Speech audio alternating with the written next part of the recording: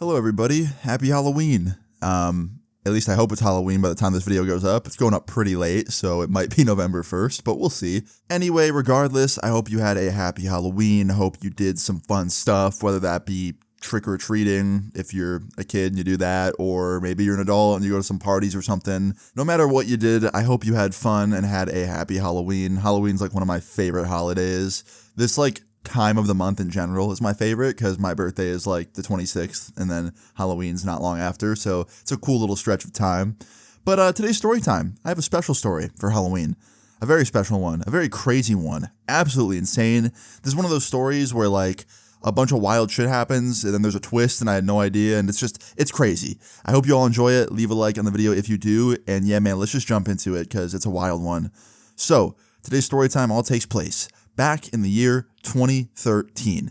Now, 2013, I think, was the last year I trick-or-treated. Honestly, even then, I was too old to go trick-or-treating, in my opinion. I just turned 15, but a bunch of my friends from school were like, yo, we're going. And I was like, okay, why not?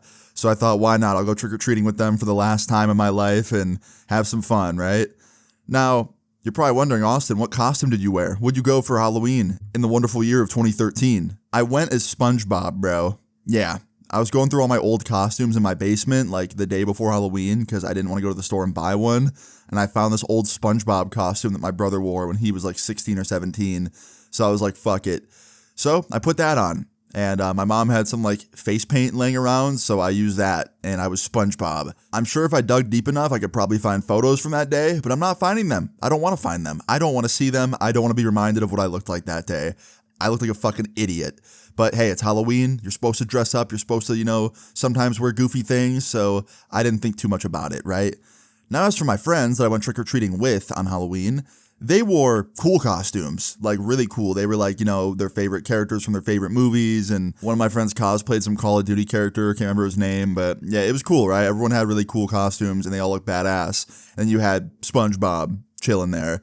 Pretty funny. But yeah, I ended up going trick-or-treating with a lot of people. So it wasn't just me and a few others. It was a group of 12. And just to give you a little bit of a better picture. So 11 of the people were from my school. One of the people was my friend's little brother. So all of us were about, 15, 14 years old. And then there was one kid in specific that was 10. So that 10-year-old was my friend's little brother. So yeah, I think in total we had around 12 people, and it was pretty crazy, right? It was a lot of people. It was the biggest group I'd ever been trick-or-treating with, I know that. And for the final time I'd ever go trick-or-treating, at least one of the final times, it seemed like it'd be fun. So yeah, the day of Halloween, we all met up at my house first. Literally everybody, just a giant group of people met up at my house, and we hung out at my mom's for a little bit, had some cookies and some sweets and shit. And then when about 5 or 6 p.m. rolled around, it was time to go out and trick-or-treat. Now, my neighborhood, I can't lie, it's pretty good for trick-or-treating. It's pretty good, okay, where I grew up. Because if you go not even half a mile around the corner, there's a really rich neighborhood. My neighborhood in specific was not very rich, but this neighborhood nearby was. And you could just cross over really quick and get there, and they'd give you full-size candy bars and fucking all sorts of crazy shit. I remember one time, I knocked on someone's door when I was 12, and this nice lady answered. And I'm not kidding, she gave me a 4-pack of Hershey bars. Not one full size, but 4. What the fuck? You gotta have fuck you money to be giving out that to kids, bro. That's the Halloween goat, bro. It was amazing.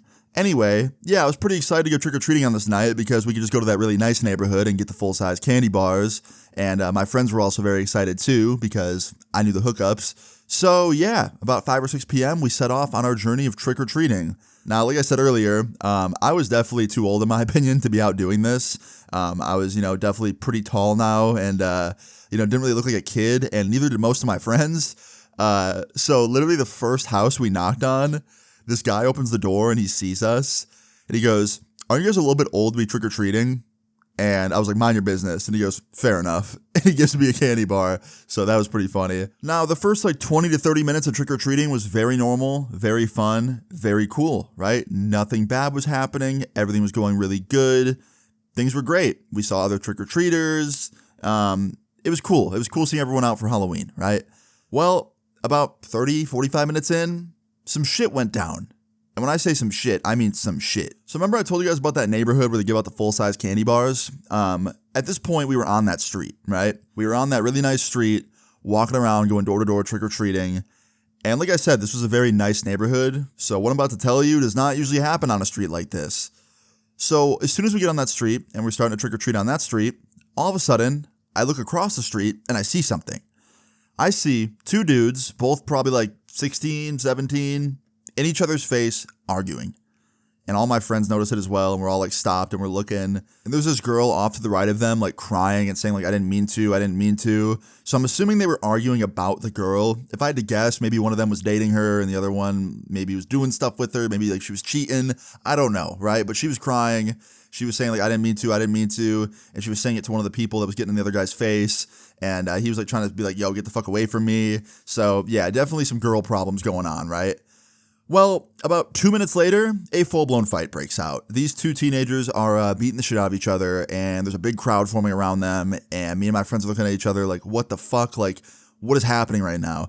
And I was especially surprised, because it's like, bro, this street that we were on, shit like this would just typically never happen, but I don't know. Maybe it was Halloween, people just wanted to act up, I don't know. But yeah, these two people start fighting, right? And they're both, they're not adults, but they're teenagers that have gone through most of puberty, so they're grown, and it's the kind of fight where it's like, damn, they're really beating on each other. And luckily, there was more of us than them, so me and my friends were actually able to go over there and break it up within like 30 seconds of it starting. There was a couple people in my group that were like, nah, man, let them fight, because they wanted to watch it and, like get entertainment from it. But I thought that was kind of fucked up. Like, there was way more of us than them, and nobody else in this neighborhood was gonna be able to stop it. The rest of the people in the neighborhood were like kids. So obviously, I think if anyone was gonna break it up, it was me and my friends. So I kind of told those friends, like, fuck off and let's just go do this.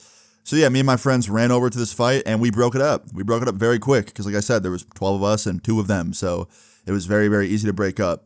Now, after we broke it up, they were both separate, just screaming at each other. One dude was fucking yelling a bunch of shit at the other dude. The other dude was yelling back, and they were fucking still really mad at each other. So we had to keep them separated for about 5 minutes until they finally calmed down enough to, like, say they wouldn't fight again.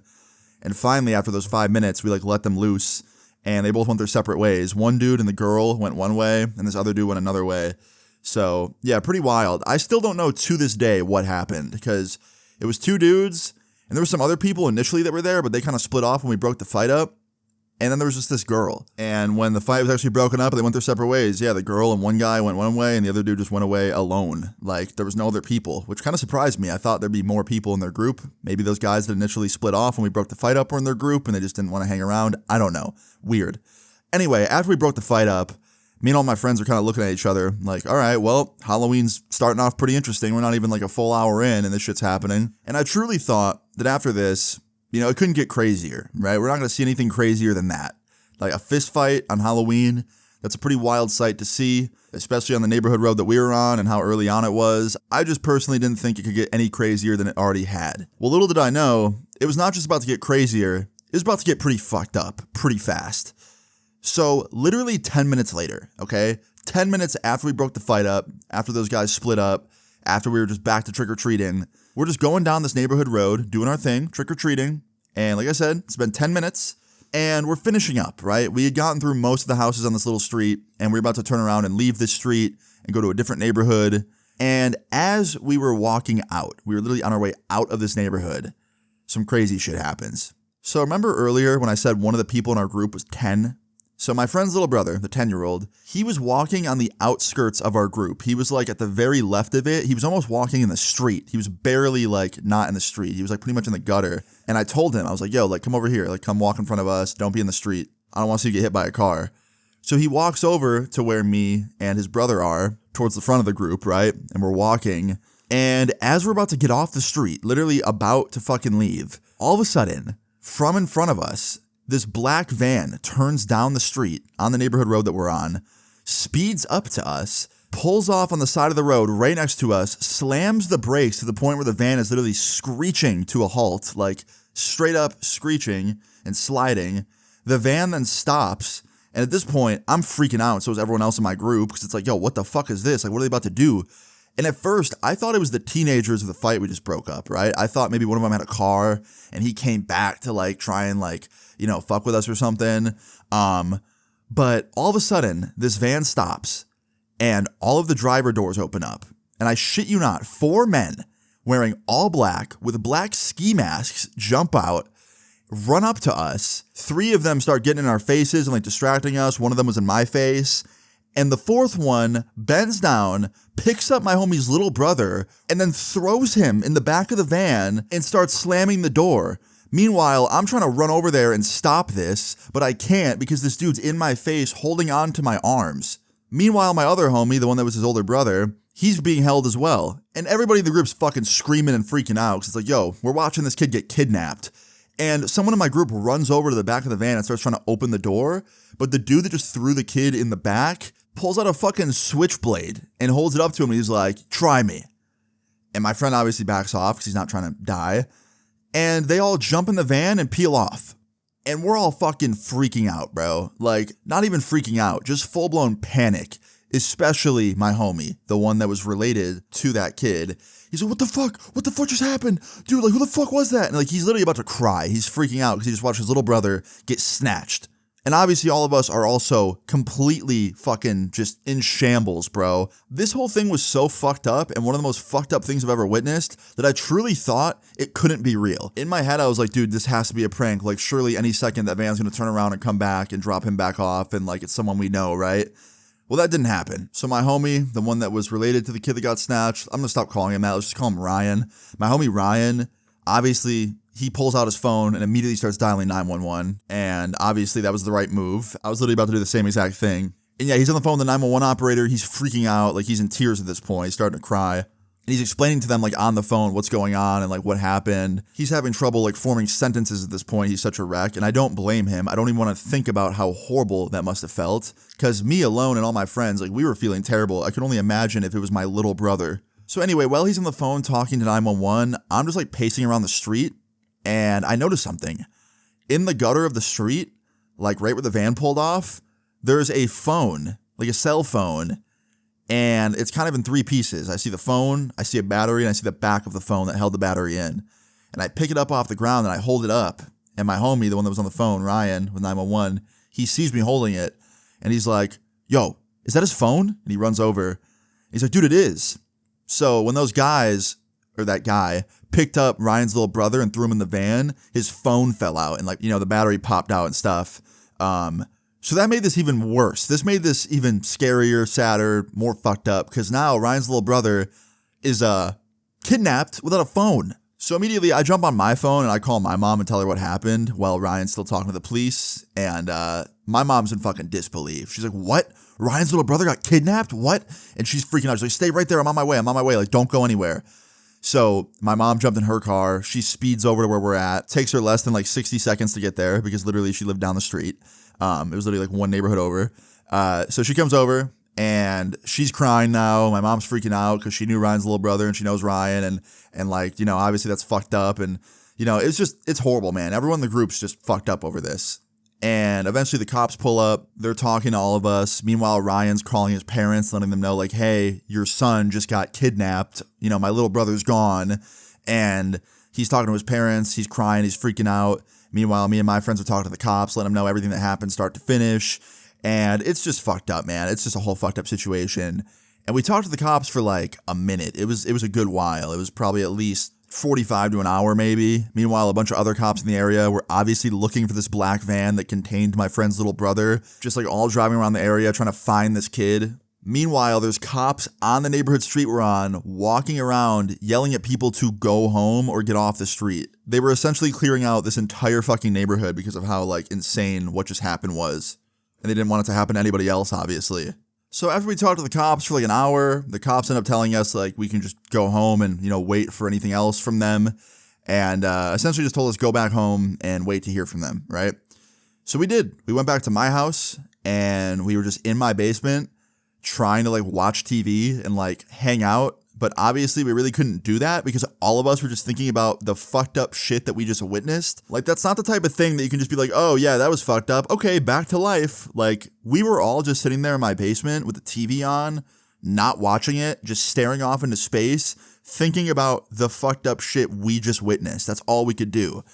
And meanwhile, like, Ryan's freaking out. He's just pretty much crying every 5 minutes, and I don't blame him. And I'm freaking out. Everyone's freaking out. And it's fucked up, man. To this day, the most fucked up shit ever. Meanwhile, Ryan's parents end up pulling up. They pulled up like 20 minutes later to my mom's house because, my mom lived close to where it took place. And, she figured that'd be the best place to be in case they found him. So yeah, Ryan's mom and his dad pulled up, his parents. They were both at my mom's house upstairs talking to my mom, just waiting to hear from the cops. And for the next like 45 to an hour, I'd say, at my house, shit was just bad, man. It was just not a good feeling. It was not good, right? It was horrible. And finally, after about an hour of being there, all of a sudden, Ryan's mom gets a phone call claiming that they found Ryan's little brother and that he was safe. And immediately she comes barreling down the stairs of the basement and she's like, Ryan, they found your brother. Guys, they found him. And we all fucking jump up and we're like, what, really? She's like, yeah, he's okay. Let's go. They got him over at where it happened. Let's go. So we all jump in the cars. We're freaking out. We're excited, right? Like, they apparently found him and he's in the same spot where it happened, which I thought was crazy, by the way. Like, they found him and he's in the same spot where it took place. That didn't make much sense to me. So anyway, we all jump in the car. We drive over there without any second thought and we get there. And this is where shit gets interesting. So we took a few separate cars, right? We had me, my mom, Ryan, another friend of mine, and another friend in the SUV of her car. We then had a bunch of my other friends in Ryan's parents' car and another car that my brother drove to fit the rest of us, right? And me, my mom, Ryan, and my other friends, we got there first. I mean, the rest of them were right behind us, but we pulled up first and we got to view what was going on first. And when we pulled up, I saw some shit that I did not expect. So I see not only Ryan's little brother standing there, safe and sound, with a smile on his face, I see a bunch of cops, I see the black van that kidnapped him, and I see the dudes that did it, wearing their masks still, just standing there talking to the police. Meanwhile, they're not in handcuffs or anything. I was like, what the fuck? Why are they not getting arrested? Like, what? They kidnapped a kid. And Ryan proceeds to jump out of my mom's car and full speed runs up to them.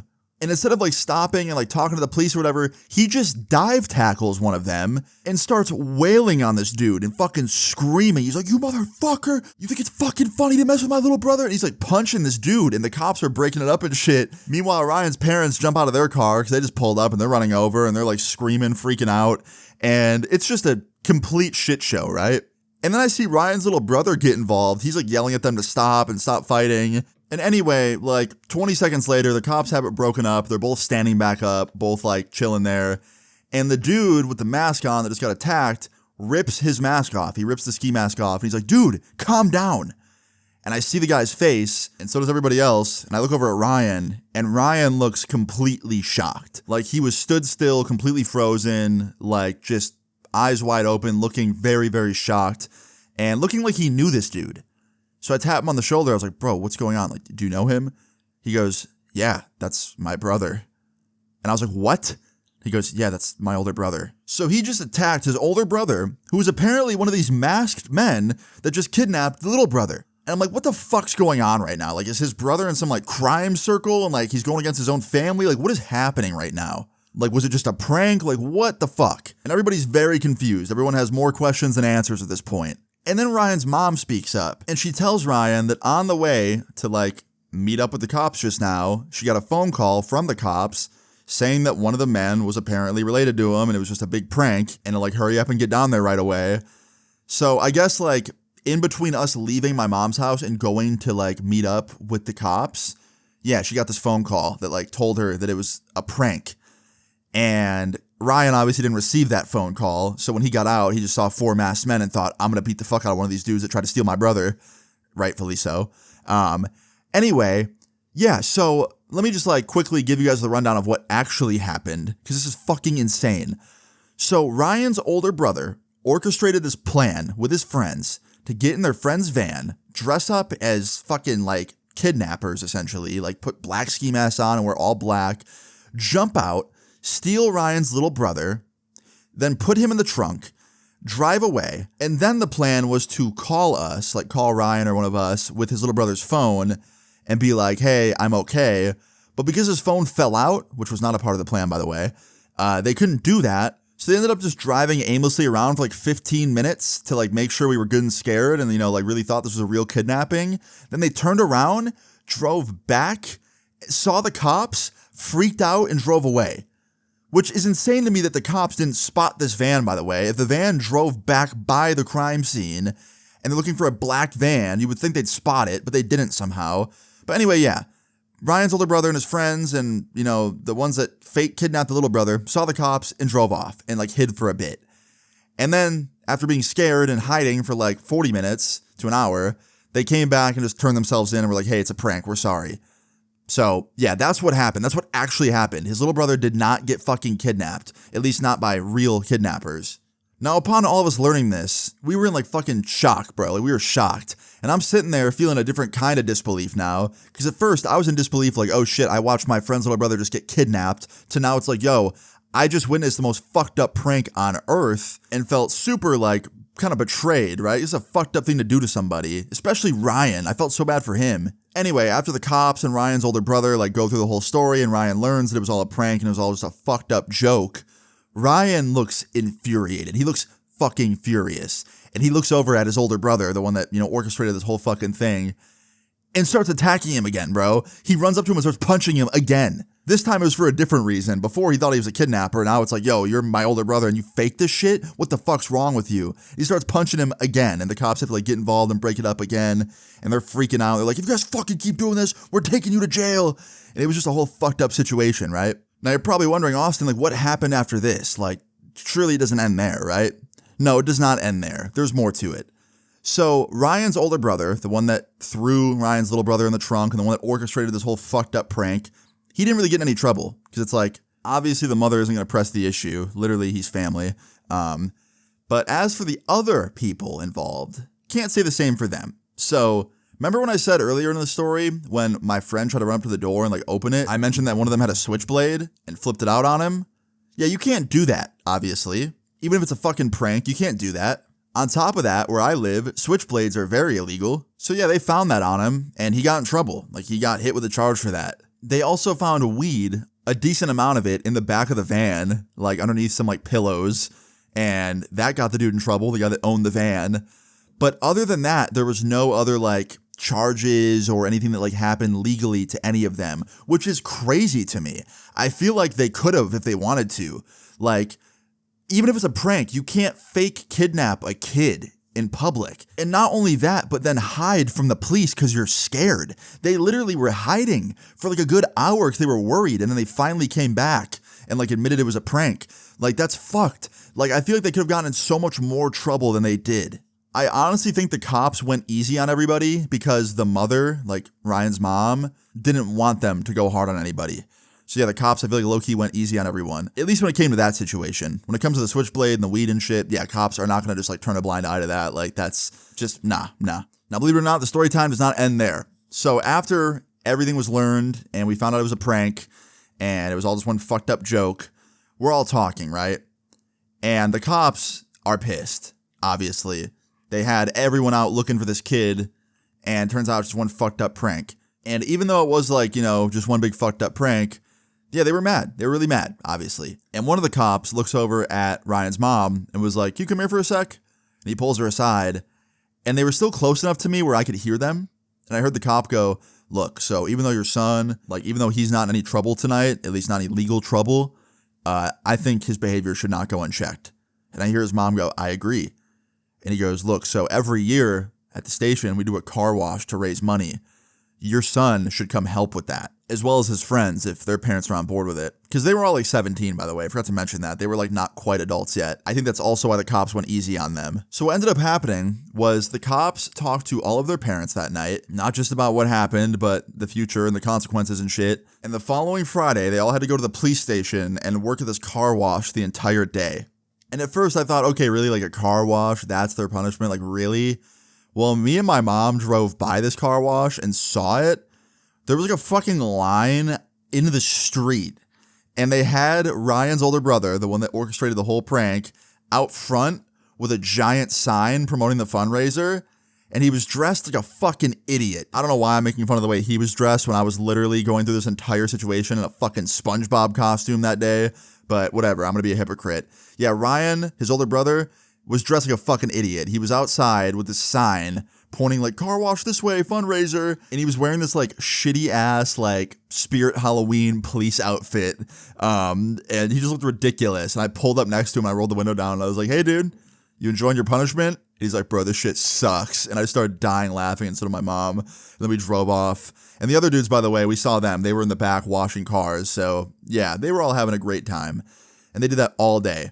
Honestly, though, in the grand scheme of things, for a punishment, working at a car wash, not that bad. Like I said, there were those other two that got in trouble a lot more, but, you know, overall, none of them really got in that much trouble, I feel like. It's not like any of them had to spend, like, months in jail or anything, like some people probably would. Anyway, fast forward to a few months later, I actually went over to Ryan's house, and I was hanging out there for the night, sleeping over, and I got to see Ryan's little brother again, and Ryan's older brother, and we all had dinner, and, like, it was funny. We all just talked about that night and how crazy it was and how lucky we were. Lucky in a lot of ways, too. Because like on one hand, we were lucky that it wasn't real.